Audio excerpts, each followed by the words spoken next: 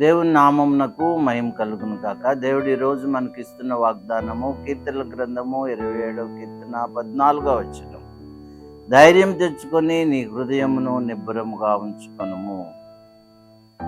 మనకు నిబ్బరం అనేది చాలా అవసరం. కొన్నిసార్లు మనము నిబ్బరముగా ఉండలేము, భయపడుతూ ఉంటాం, కలత చెందుతూ ఉంటాం, ప్రతి చిన్న విషయానికి కలవరపడుతూ ఉంటాం.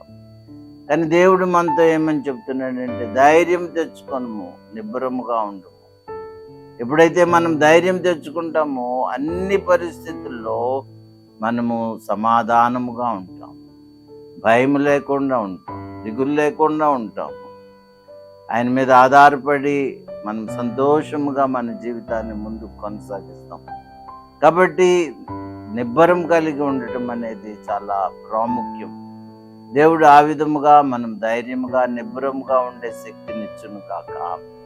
మా దేవా, మా ప్రభువా, నీకు వందనాలు నాయనా. మాకు ధైర్యము నిబ్బరం దయచేసి మా సమస్త భారము మీరే మోసి మమ్మల్ని దీవించమని యేసు నామములో ప్రార్థిస్తున్నాం తండ్రి. ఆమేన్.